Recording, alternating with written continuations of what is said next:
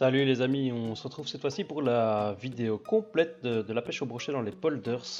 Donc on se retrouve en Hollande, à proximité de Rotterdam, dans des communes comme Zwijndrecht, Papendrecht, Capelle en IJssel, Grimpen en IJssel, Zwijndrecht, Barendrecht, Berkenwoods. Voilà, ce sont tous les genres de communes dans lesquelles je pêche dans la vidéo. Vous êtes beaucoup à me demander où est-ce que je pêche et ben voilà, comme ça vous avez une bonne idée. Vous regardez sur Google Maps, vous regardez où est-ce qu'il y a de l'eau, il y en a partout là-bas. Et ben vous sillonnez dans les quartiers, vous tournez autour des maisons, vous tomberez dans des zones comme sur la vidéo. Alors les brochets sont pas toujours que dans les zones profondes. On a déjà fait des brochets d'1 mètre dans des zones de 50 cm. Donc franchement essayez et vous allez comprendre en essayant que c'est vraiment dans tous les spots qu'on peut retrouver du brochet. Alors pour ce qui est du matériel, vous êtes aussi beaucoup à me le demander. Je mettrai à la fin de la vidéo les caractéristiques complètes de mon matériel et à chaque poisson je mettrai les leurres que j'ai utilisées. Et par curiosité, j'aimerais savoir avec quoi vous pêchez le brochet vous. Alors si vous pouvez mettre un commentaire avec les leurres que vous utilisez, ce sera super cool, merci d'avance. Je sens bien ici, une belle zone ouverte.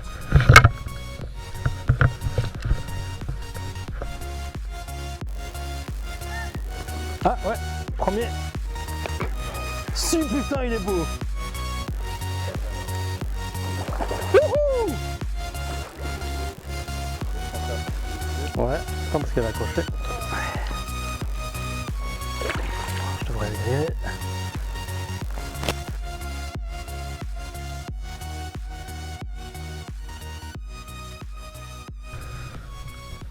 Allez, premier fiche. Je le sentais hein, cette zone. Bon, on va le mesurer. Moi je dis 65. T'es tout juste à 65. 65 66. Allez, c'est un bon début de journée. Retour dans l'eau même, mec.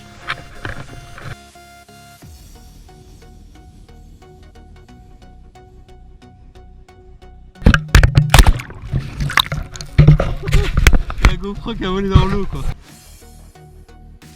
Ah putain, je l'ai récupéré tout juste. Et je pensais que mon manche il flottait, ben rien à voir quoi, mon manche il flotte pas quoi, la cam elle a été tout droit dans le fond. Oh putain. Moi premier fiche, je suis déjà trempé pour récupérer la cam.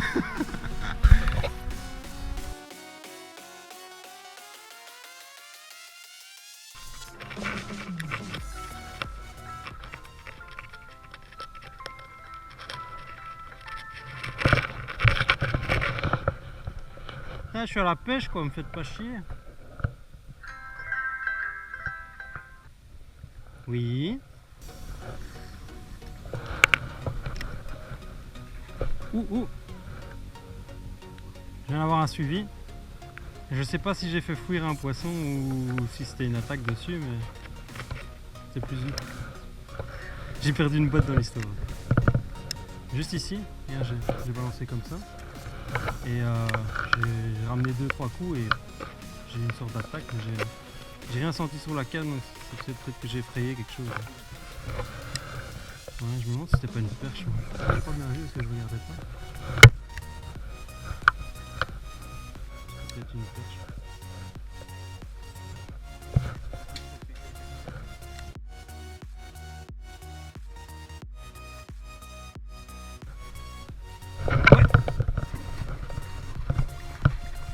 Putain, 70 au moins.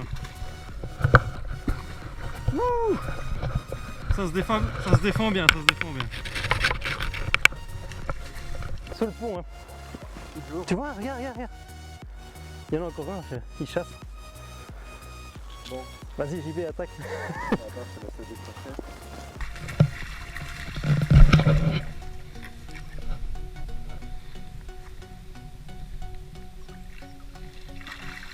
Et dedans.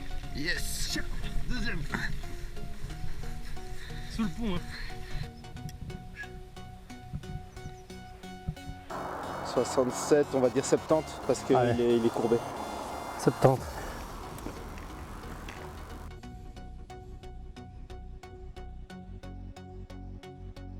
Bon, il y en a un autre. C'était pas une perche parce que ça a rechassé. Oh yeah!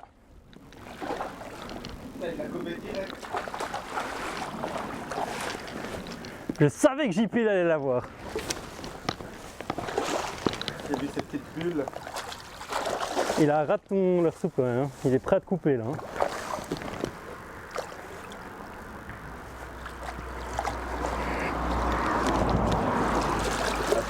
Attends. Ah.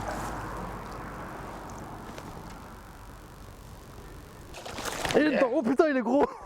Oh, il fait bien 70 celui-là. Oh putain, comment il est large. T'as vu son dent? Ouais. Ça y est, c'est JP, il nous prend que les gros, hein. Il est fort celui-là. Je sais pas ce que tu leur fais, mais t'attaques que les gros toi.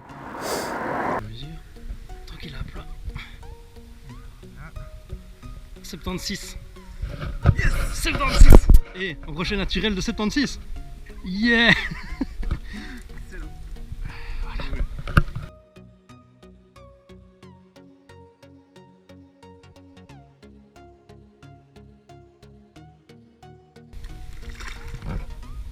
Part en douceur.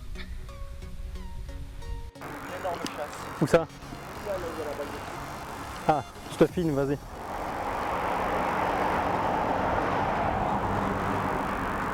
Ah, la zone est dégueulasse. Ah ouais, il y a une chasse. Ouais. La zone est hyper dégueu quoi. Ah, la zone est dégueu, mais c'est vrai que je viens de voir le petit poisson, le petit alevin qui se dégage. Là où il y a de l'alevin, C'est juste à la balle de foot. il y a du carnassier. Quoi. Moi je vais essayer, mais moi généralement avec ce ci quand il y a des algues, je vais juste rien faire. Ouh, oh putain. Putain, il fait plus que 70 celui-là. Hein. Putain, il a pris le sien, il a pas voulu le mien. Ouais, par contre, il va me couper, je crois. Il a gobé mon gros leurre, quoi. Ça va, ça va. Il est bien mis.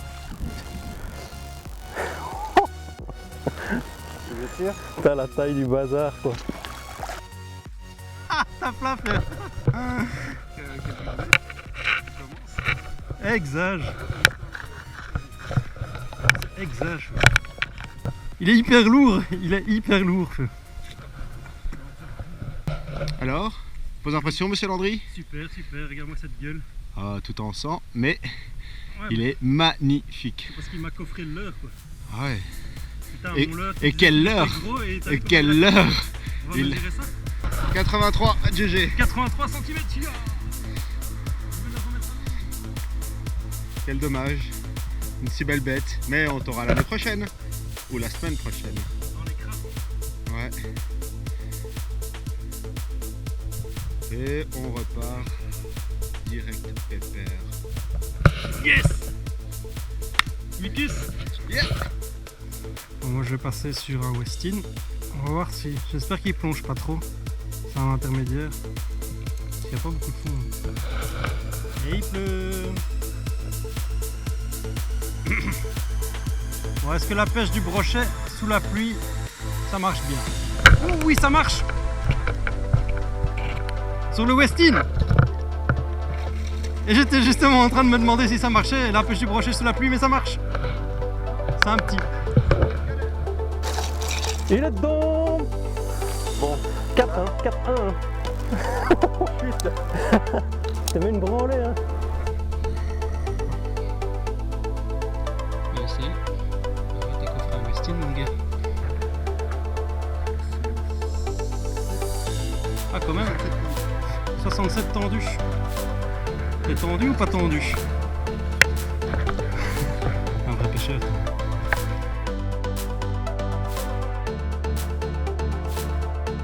Salut hein. Blou blou blou blou. Très bagarreur, à mon avis c'est le même que ton pote. Ouais regarde il a. C'est le même quoi. J'ai repris le 85 quoi. Oui c'est lui, regarde. Bon je reprends la poutre de 85. Ouais je filme et je viens de l'allumer là sur le coup. Mais c'est pas le même. Putain c'est pas le même. Il fait 79 celui-là. C'est pas le même.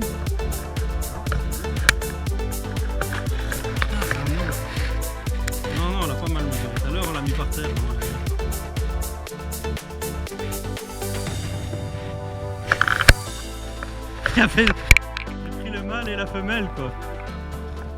Il y avait 2 poutres. Il est fat aussi hein. Il était pas très combatif celui-là.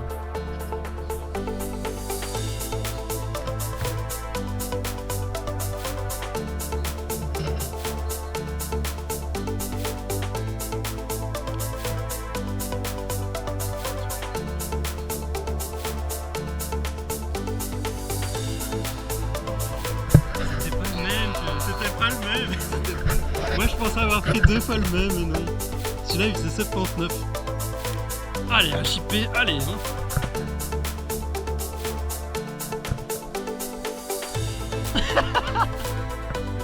Le sac poupée, le sac poupée.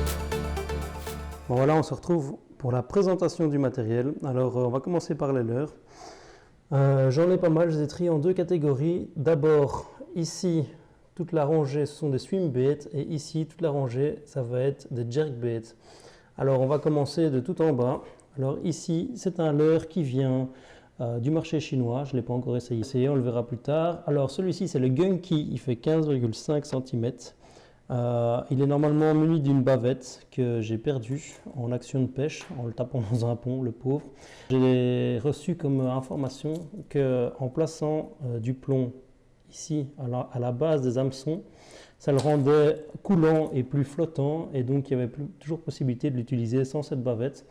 Je n'ai pas encore essayé, je ferai le test lors de ma prochaine sortie et on verra ce que ça donne. Alors pour le suivant, c'est le Gappa de chez Gunky, toujours en 13 cm. Je ne l'ai pas encore essayé non plus. Alors celui-ci, je l'ai déjà essayé, il a déjà pris pas mal de poissons. C'est la marque BC Lure. On peut le retrouver dans le magasin de pêche comme Oncle Joe par exemple. Ils ont un beau rayon de ce type de leurre, de cette marque-là. Ce sont les copies Biwa. Je ne sais pas si vous connaissez Biwa, c'est la marque de référence dans les swim baits. Ils ont des super leurres, mais ils sont ultra chers. Celui-ci, c'est celui qui a cartonné dans la vidéo. C'est le Rattle Smolt. Il fait 17 cm, 60 grammes.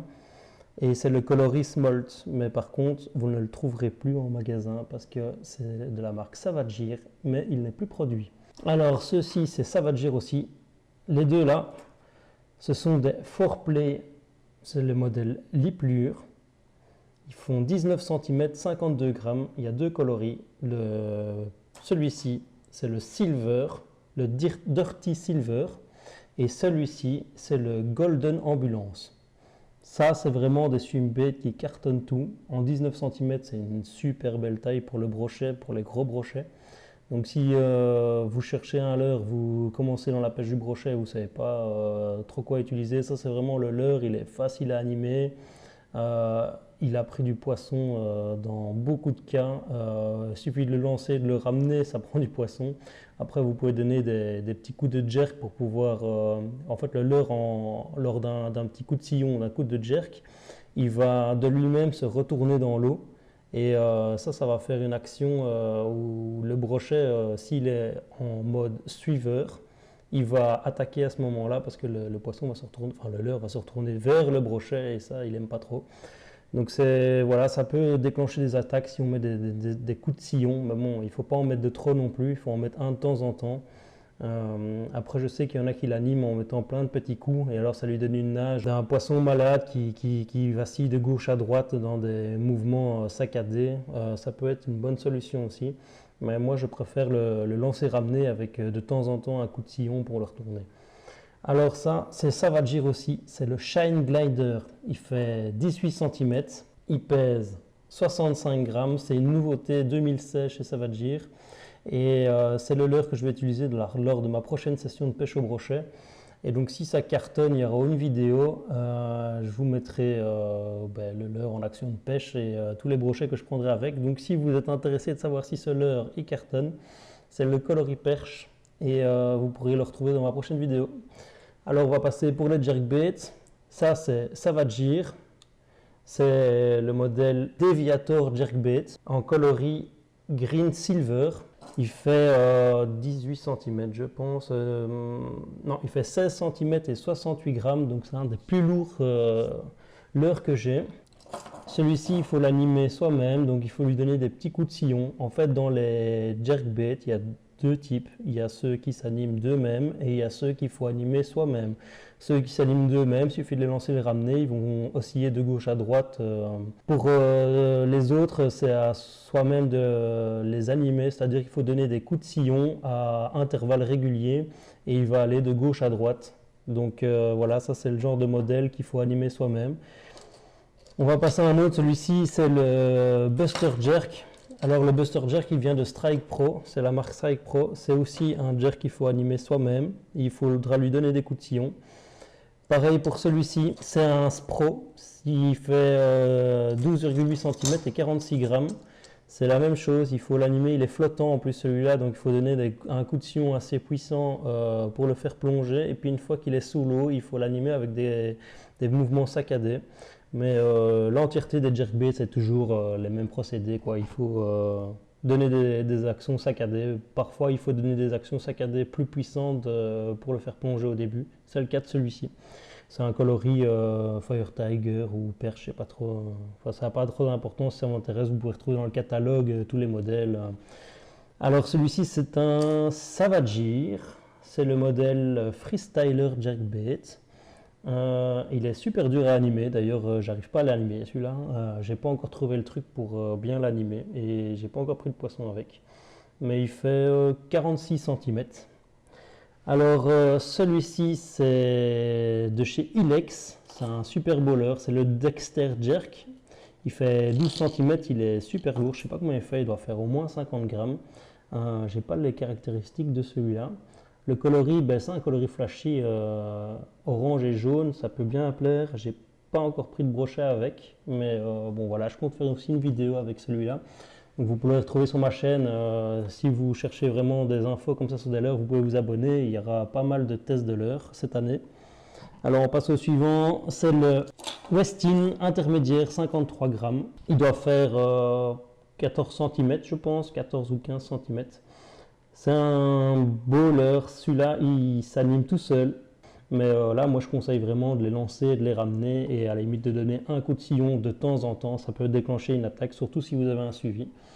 Et pour terminer, c'est les Salmo, donc ici j'ai deux modèles, j'ai le Salmo Slider 10 et le Salmo Slider 8. Alors ça c'est des leurres qui sont flottants, ils sont particuliers des autres parce que comme ils sont flottants, il faut donner des petits coups de sillon pour les animer, mais ils ont vraiment une nage particulière d'un poisson mort qui navigue en surface, voire dans les 20 cm ou 30 cm sous l'eau. Ça prend énormément de brochets. Alors, je ne sais pas vraiment pourquoi cette nage les attire vraiment. Je pense que ça fait vraiment le poisson malade, là, comme je le disais. Et un brochet ils adorent ça en fait, les brochets, et ils cherchent vraiment la facilité.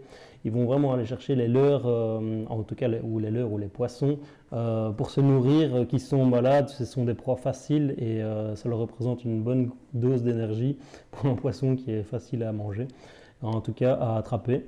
Donc voilà, ça c'est pour l'ensemble de mes leurres dures. Alors pour les leurres souples, voilà, j'ai des modèles de ce genre-là. Ce sont des gros leurres souples que je mets avec des têtes plombées. Il y a deux possibilités. Soit vous mettez une longue tête plombée avec un hameçon très long, avec un numéro très haut alors. Ou alors vous avez la possibilité de mettre avec des hameçons plus courts, ça arrivera de cette manière-là, avec la tête plombée devant. Et alors vous mettez un triple voleur ou un trailer, je ne sais pas comment vous appelez ça. Moi j'appelle ça un triple voleur et vous le mettez ici à l'arrière, comme ça si un brochet vient happer uniquement la queue, eh ben, vous avez toujours une possibilité de l'attraper. Alors matériel indispensable, la pince à brochet. Alors c'est une longue anse, j'ai un mètre ici, je peux même vous mesurer ça, mais ça c'est indispensable pour pouvoir aller décrocher des leurres dans la bouche des brochets.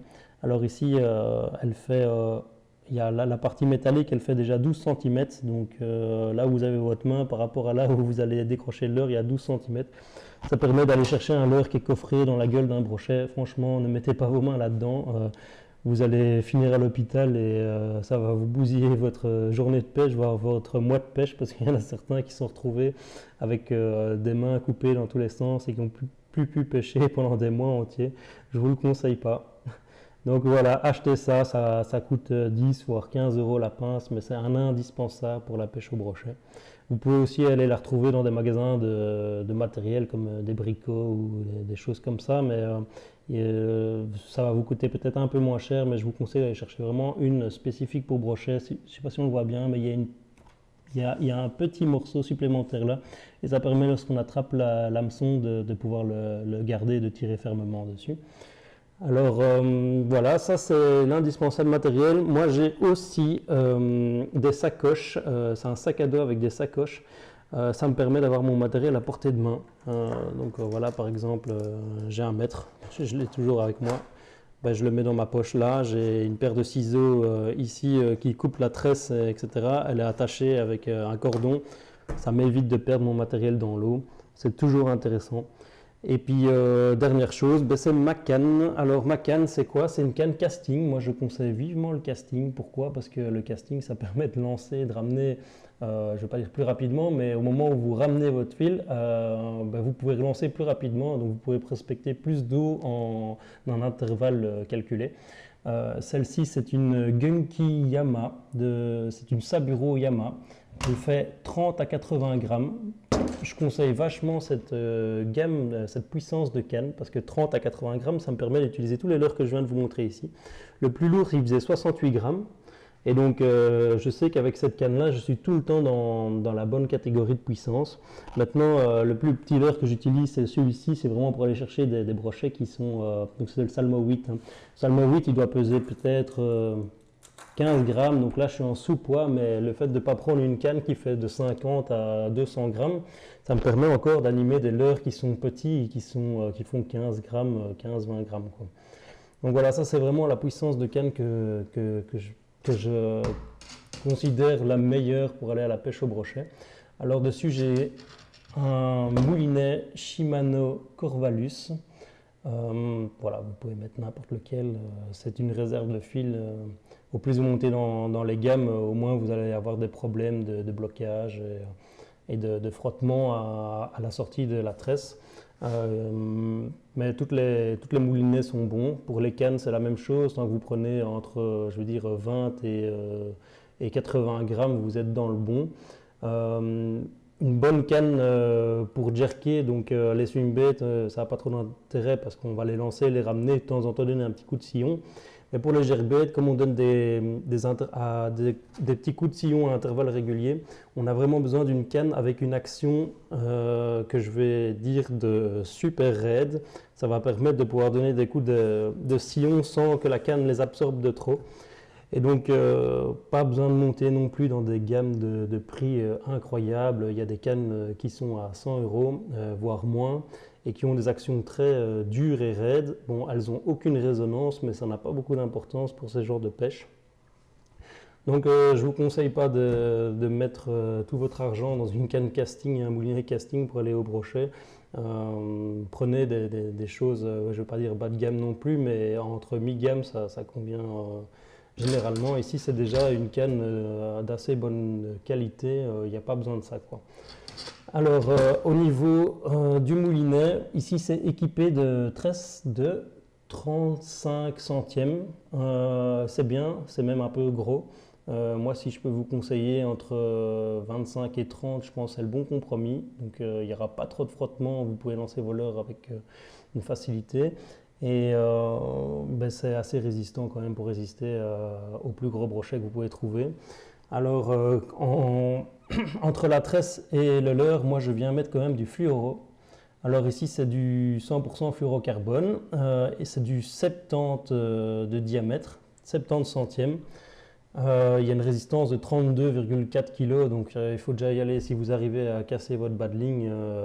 Franchement, avant votre canne, c'est quand même que vous êtes y allé super fort, ou alors que le bas de ligne était déjà entamé par les dents d'un brochet. Mais voilà pourquoi je prends 70, parce qu'en pêchant avec du 30 ou du 40, ce qui serait plus ou moins suffisant, mais en pêchant avec du 30 ou du 40, on se fait quand même encore couper. Avec du 70, on a moins de chances de se faire couper. Donc voilà, je vous conseille des diamètres entre 50 et 100, je vais dire. Ça permet d'éviter de se faire couper. Ça, c'est la méthode fluorocarbone. Après, il y a l'autre méthode avec des bas de ligne en acier. Moi, je ne suis pas fan.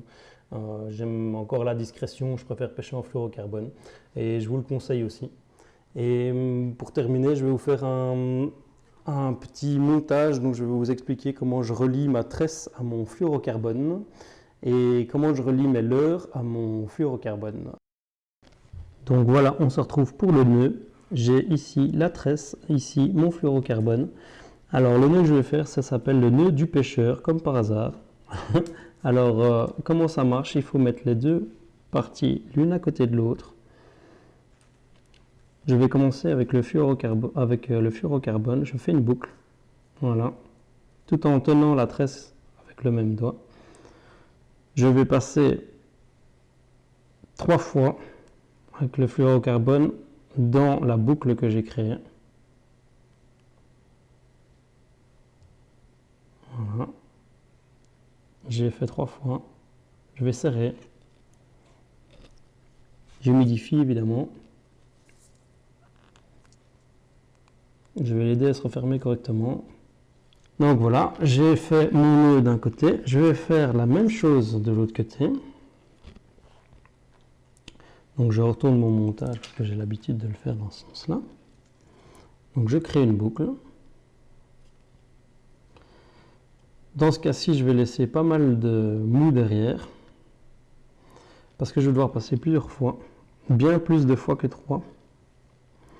Pourquoi? Parce que sinon la tresse elle glisse. Alors je vais passer 10 fois, donc je suis à 2 fois là. Donc voilà, je suis passé 10 fois, je serre. Il faut toujours l'aider un petit peu pour que le nœud se mette bien. Donc voilà, j'ai mes 2 nœuds qui sont de part et d'autre. Et on va tirer. Et ils vont venir l'un contre l'autre se serrer. Voilà. Et voilà. Et ça, c'est le nœud que je trouve le meilleur parce qu'il est super simple de mise en œuvre. Et que la grosse particularité, c'est que comme c'est en tirant qu'on le serre, eh ben, au plus notre poisson va tirer dessus, dans ce cas-ci, ce sera le brochet, au plus il va tirer, au plus il va resserrer le nœud. Et donc, il n'y a aucune chance que ça se défasse. La seule possibilité que ça se défasse, c'est que la tresse glisse. Et c'est pour ça qu'on doit passer au moins 10 fois dedans. Moi, je conseille 10 fois, c'est une bonne valeur. Et ben voilà, vous pouvez tirer comme un malade. Ne plus jamais vous arriverez à casser ce nœud. Moi, je le trouve juste super bien. Et c'est le même que je vais utiliser pour accrocher mon leurre à mon bas de ligne. Je l'utilise pour les montages mouches, je l'utilise pour les montages en ultra léger, je l'utilise pour les gros montages, c'est vraiment le nœud à connaître et qui fonctionne dans tous les cas. Le seul petit hic peut-être, c'est le passage dans les anneaux. Alors il faut couper, pour avoir un meilleur résultat, il faut venir couper à ras la tresse et à ras le fluorocarbone. Ça aidera déjà, mais je trouve que c'est peut-être pas le meilleur des nœuds pour le passage dans les anneaux. Et c'est pour ça que moi je mets dans ce cas-ci un bas de ligne d'1 mètre, voire 1,50 m maximum.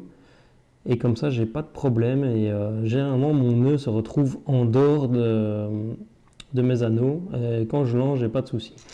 Maintenant, si vous voulez pêcher avec des bas de ligne qui font 2,50 m, 3 mètres, dans des gros diamètres comme ceux-ci, il y a peut-être des nœuds qui sont mieux, donc là je demande votre expérience et je vous demande de partager un peu ce que vous faites comme nœud et celui qui passe bien dans les anneaux. Si vous êtes connaisseur de ce nœud, le nœud du pêcheur, n'hésitez pas à le marquer. Et si par contre vous trouvez qu'il y a un nœud qui est mieux que le nœud du pêcheur, ben marquez-le aussi, mettez tout en commentaire, ça permettra à tout le monde de bien comprendre et puis moi ça me fera peut-être comprendre que c'est pas le meilleur des nœuds. En tout cas pour moi ça l'est, tant que vous ne me dites pas le contraire, c'est pour moi le meilleur nœud. Donc voilà, j'ai coupé le nœud hors caméra, j'ai bien serré ça, j'ai été chercher une bonne pince pour l'attraper, j'ai coupé à ras. Et ce nœud a une finition, moi je trouve juste magnifique. Donc voilà, c'est pour vous dire que moi je vous le conseille vivement. Et maintenant je vais vous montrer comment je fais avec le même nœud. Je vais aller attacher mon leurre, enfin en tout cas ici ça je vous conseille aussi. Je vous conseille de mettre une agrafe. Donc voilà le genre d'agrafe que moi j'utilise. Je trouve que ce modèle-là, ce sont les modèles les plus résistants. En tout cas, j'ai jamais eu de casse, j'ai jamais eu d'agrafe qui s'ouvre pendant un combat. Donc voilà, je passe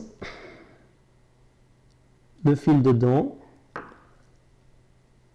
Je viens le tenir à côté. Donc j'ai une sorte de boucle ici en dessous que je vais tenir comme ceci. Donc je vais prendre un peu plus long. Voilà. Alors, donc j'ai mon fil d'un côté, mon excédent, et mon fil de bas de ligne de l'autre côté. Je vais faire le même procédé que tout à l'heure. Je fais une boucle et je vais passer 3 fois dedans avec l'excédent. 2 et 3. Voilà, je serre. Je mouille. J'ai bien bavé, ouais. Hop, voilà, je mouille. Je serre bien. Bon, là, je vais prendre la pince ici à brochet. Là. Ça peut servir à tout.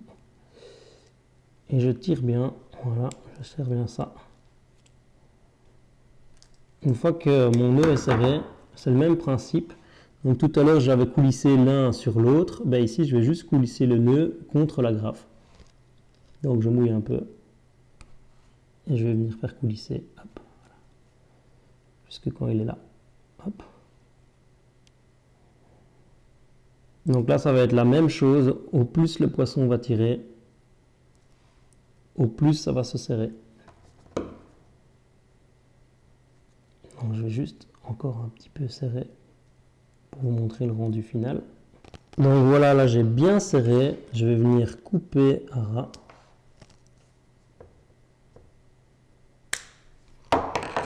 Et mon nœud est terminé. Je vais pouvoir venir accrocher mes leurres facilement. Donc j'en prends un au hasard, le plus petit par exemple, et je viens l'accrocher là. On ferme la tâche et on est prêt pour pêcher le brochet.